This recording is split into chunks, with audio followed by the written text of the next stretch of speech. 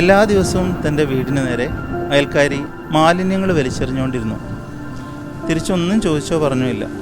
ഒരു ദിവസം സന്ധ്യ വരെയായിട്ടും അങ്ങനെ ചെയ്തു കാണഞ്ഞപ്പോൾ അദ്ദേഹം ആ സ്ത്രീയുടെ വീട് വരെ ചെന്ന് കതക് തട്ടി വിളിച്ചു. അവർക്ക് അസുഖമൊന്നുമില്ലല്ലോ എന്ന് അന്വേഷിക്കാൻ, ഉറപ്പുവരുത്താൻ. Be kind to unkind people, they need it the most. And don't expect people to be kind, show them how.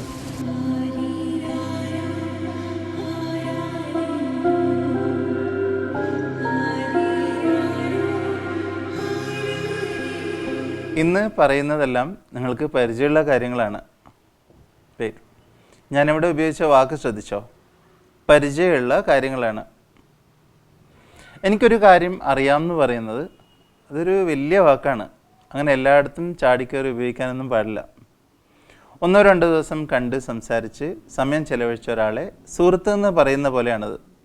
ഇംഗ്ലീഷിൽ അതിന് അക്വൈൻറ്റൻസ് എന്നൊരു വാക്ക് ഉപയോഗിക്കും, പരിചിതർ. അപ്പോൾ കാര്യങ്ങളൊക്കെ നിങ്ങൾക്ക് പരിചയമുണ്ട്, അത് അറിയുന്ന കാര്യങ്ങളാക്കാൻ ശ്രമിക്കാൻ.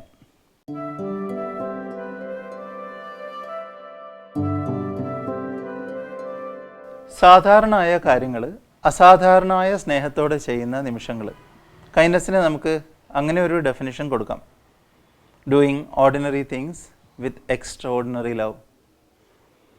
ഇടപെടലുകളിൽ മതിലുകൾക്ക് പകരം കമ്പാഷൻ കൊണ്ട് പാലങ്ങൾ നിർമ്മിക്കുന്ന മഹത്തായ രീതി. ചെവി കേൾക്കാത്തൊരാൾക്ക് കേൾക്കാനും കണ്ണ് കാണാത്തൊരാൾക്ക് കാണാനും പറ്റുന്ന ഭാഷ.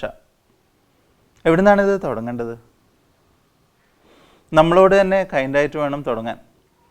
എല്ലാ രാത്രിയിലും ഉറങ്ങാൻ കിടക്കുമ്പോൾ പണ്ട് പറഞ്ഞു പോയതോ ചെയ്തു പോയതോ പറയാൻ പറ്റാഞ്ഞതോ ചെയ്യാൻ പറ്റാഞ്ഞതോ ആയ കാര്യങ്ങളെല്ലാം ചെകഞ്ഞെടുത്ത് സ്വയം വിമർശിക്കുന്നതും വേദനിപ്പിക്കുന്നതും നിർത്തണം. മസോക്കിസം എന്ന് പറയും, ആത്മപീഠാരതി. വേണ്ട.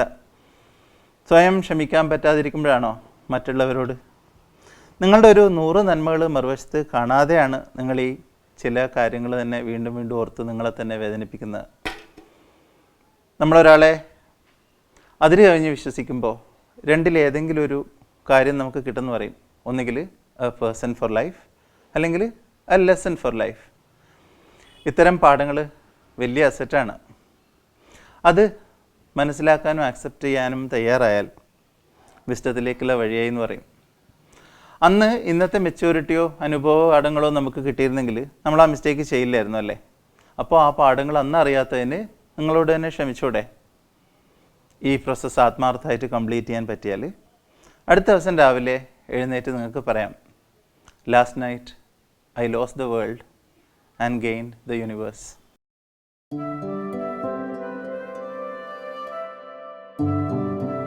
மன்னிக்க தெரிஞ்சவன் பெரிய மனிதன், മന്നിപ്പ് കേൾക്ക தெரிஞ்சവൻ കടവുൾ. ക്ഷമിക്കാൻ അറിയുന്നവൻ ഒരുപാട് വലിയ മനസ്സിനുടമയാവണം. ക്ഷമ ചോദിക്കാൻ അറിയുന്നവൻ ദൈവത്തോളം ഉയരണം.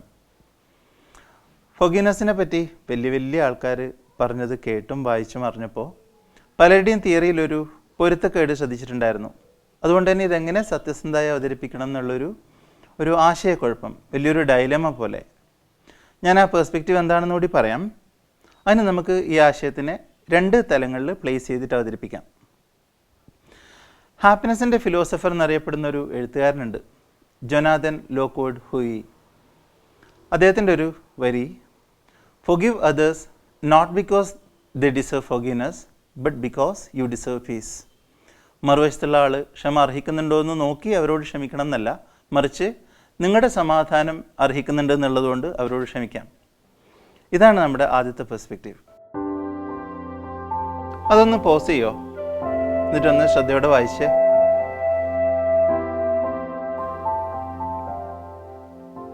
വായിച്ചിരുന്നോ? പോസ് ചെയ്യാൻ നിങ്ങളെടുക്കുന്ന സമയം കൂടി കാൽക്കുലേറ്റ് ചെയ്തിട്ടാട്ടോ അടുത്ത വരി കൂടി പറഞ്ഞത്. ഫോർഗിവ്നെസ് എന്ന് പറയുന്നത് വളരെ മനോഹരമായിട്ടുള്ളൊരു ആശയമാണ്. നിങ്ങളുടെ ജീവിതത്തിൽ അത് ശീലിച്ച് തുടങ്ങുന്നത് വരെയെന്ന് പറയും. ഒട്ടും എളുപ്പമല്ല. ആത്മാവ് കുത്തിക്കയറി നടന്നു പോയവരോട് ക്ഷമിച്ചു എന്ന് സ്വയം ബോധ്യപ്പെടുത്താൻ. മുറിവുണ്ടാക്കിയ ആളോട് ക്ഷമിച്ചു എന്ന് പറയുന്ന അവസ്ഥ ആ മുറിവുണ്ടാക്കിയ വേദനേനേക്കാളും ഭീകരാന്ന് പറയും. പക്ഷെ അങ്ങനെ ചെയ്യാൻ തയ്യാറാവാത്തിടത്തോളം മനസ്സിന് ഫ്രീ ആവാൻ പറ്റില്ല. ഇപ്പോൾ നിങ്ങളെക്കാളും ഒരുപാട് താഴെ നിൽക്കുന്ന ദുർബലനായ ഒരാളുടെ അടുത്ത് നിന്ന് ഒരു ത്രെട്ട് കിട്ടിയെന്ന് വിചാരിക്കൂ.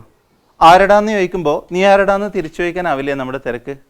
ഇനി നിങ്ങളുടെ പവറിലുള്ള എല്ലാം ചെയ്ത് അയാളെ നശിപ്പിച്ച് ഇല്ലാണ്ടാക്കിയെന്ന് വിചാരിച്ചോളൂ. അപ്പോൾ സമാധാനം ഉണ്ടാവുമോ? നിങ്ങൾ മികച്ചവനാണെന്ന് കാണിക്കാൻ മറ്റൊരാളെ വേദനിപ്പിക്കേണ്ടി വന്ന ഏതെങ്കിലും ഒരു ദിവസം രാത്രി നല്ല സന്തോഷത്തോടെ നിങ്ങൾക്ക് ഉറങ്ങാൻ പറ്റിയിട്ടുണ്ടെങ്കിൽ okay, then quit this video right now. ഒരു ആർഗ്യുമെൻ്റ് ഉണ്ടാകുമ്പോൾ do not smash them, do not show the size of your ego. Silent ആയിട്ടിരിക്കുക, എല്ലാം കേൾക്ക്, ജസ്റ്റ് നോട്ട്. നിർത്തിയിട്ട് തിരിഞ്ഞു നടക്കാമെന്ന് തോന്നിക്കൊണ്ടിരിക്കുന്നുണ്ടെങ്കിൽ ആ ബന്ധം തകരാനുള്ള എന്തോ ഒന്ന് നിങ്ങൾ പറയാൻ പോവുകയാണെന്ന് മനസ്സ് നിങ്ങളെ ഓർമ്മിപ്പിക്കുന്ന ഒരു ഹെൽത്തി ഇൻസ്റ്റിങ്ക്റ്റ് ആണിത്. Do not carry that burden. Speak when you are angry and you will make the best speech you will ever regret. Ambrose ബിയേഴ്സിൻ്റെ കോട്ടാണ്. പറഞ്ഞത് പറ്റി ഓർത്ത് പിന്നീട് പശ്ചാത്തപിക്കാനുള്ളൊരു കാരണം അവർക്ക് കൊടുത്തേക്ക്, നിങ്ങൾക്ക് വേണ്ട. നേരത്തെ പറഞ്ഞ പോലെ ഓരോരുത്തരും അവരവരുടെ വേദനയും സങ്കടങ്ങളൊക്കെയുള്ള വലിയൊരു കഥ കൊണ്ടു കിടക്കുന്ന ആൾക്കാരാണ്. നമുക്കതിനെപ്പറ്റി ഒന്നും അറിഞ്ഞുകൂടാ. ക്ഷമിക്കാതിരിക്കുക എന്ന് പറയുന്ന അവസ്ഥ വേറൊരാൾ ചെയ്തൊരു ക്രൈമിന് വേദനേൻ്റെയും അമർഷത്തിൻ്റെയൊക്കെ ഒരു ജയിലിൽ നമ്മൾ സ്വയം നമ്മളെ പൂട്ടിയിടുന്ന ഒരവസ്ഥയാണ്.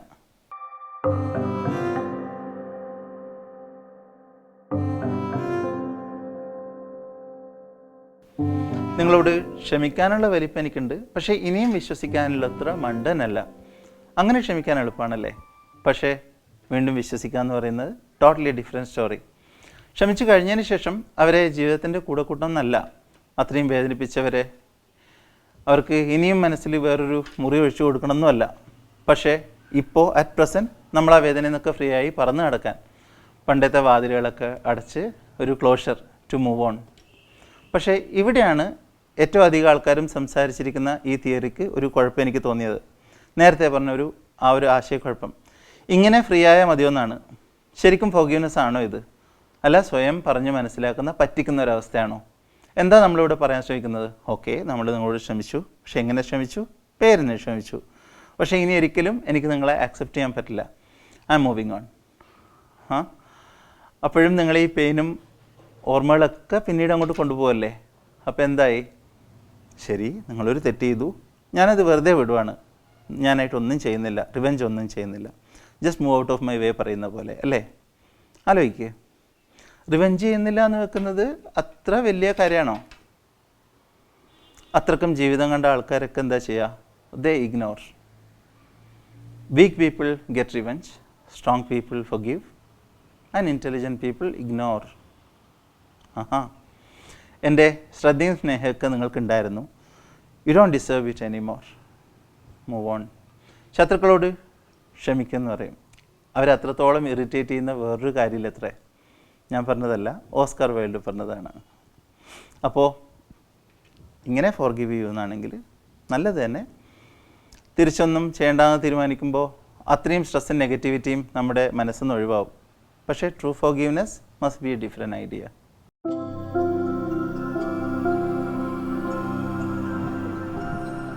മറ്റുള്ളവരോട് ശ്രമിക്കേണ്ടി വരുന്ന എല്ലാ സാഹചര്യങ്ങളും എടുത്ത് കീറി മുറിക്കാൻ നമുക്ക് പറ്റില്ലല്ലോ.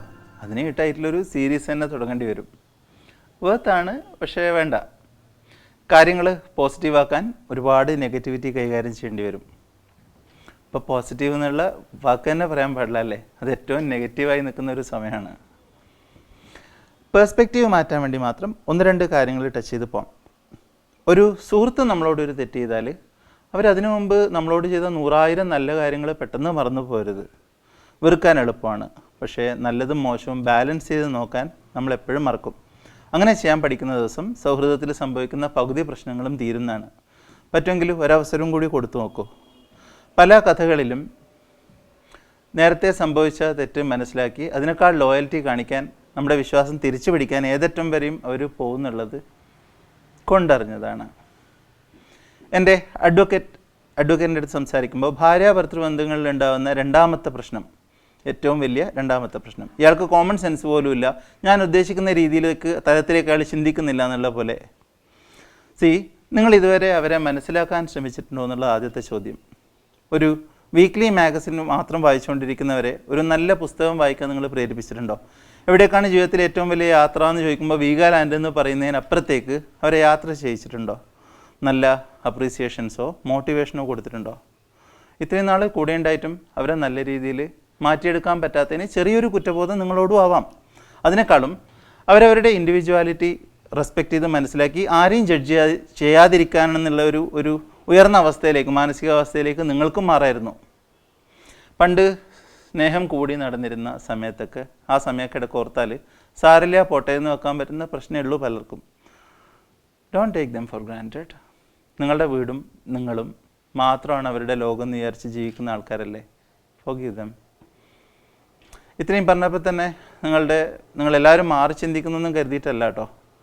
പക്ഷേ ഒരു പ്രശ്നം ഉണ്ടായ ചുറ്റുപാടിൽ നിന്നുകൊണ്ട് അതിന് സൊല്യൂഷൻ കണ്ടുപിടിക്കാൻ നോക്കിയാൽ കൂടുതലും ദേഷ്യമാവും ഉണ്ടാവുക. അത് പരിഹരിക്കാൻ അതിനേക്കാളും ഉയർന്നൊരു ഡയമെൻഷനിൽ, ഒരു മാനസിക നിലയിൽ നിന്ന് ചിന്തിക്കേണ്ടി വരും. അടുത്ത കാര്യത്തിലേക്ക് പോകുന്നതിന് മുമ്പേ ഡിവേഴ്സ് പെറ്റീഷൻ്റെ കാരണങ്ങളിൽ ആദ്യത്തെ ഏതാണെന്ന് ചോദിക്കണമെന്ന് കുറച്ച് പേരെങ്കിലും ഇപ്പം വിചാരിച്ചിട്ടുണ്ടായിരുന്നില്ലേ നേരത്തെ? വീട്ടുകാരുടെ ആവശ്യമില്ലാത്ത ഇടപെടലുകൾ.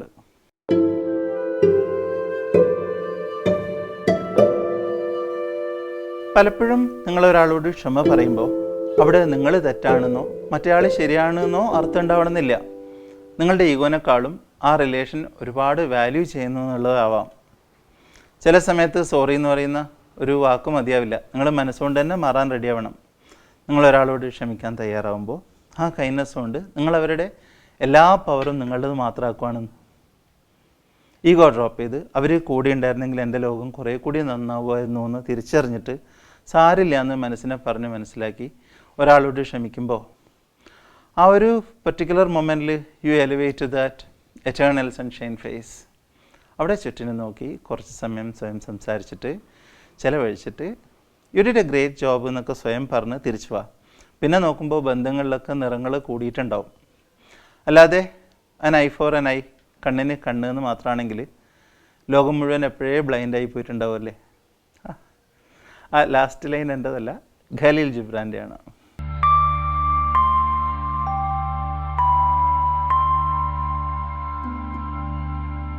ലോകം ഇന്ന് അവസാനിക്കുക എന്നുള്ള പ്രയോഗം തോട്ട് പ്രോസസ്സിന് പെട്ടെന്നൊരു അടി തരാൻ പറ്റിയതാണ്.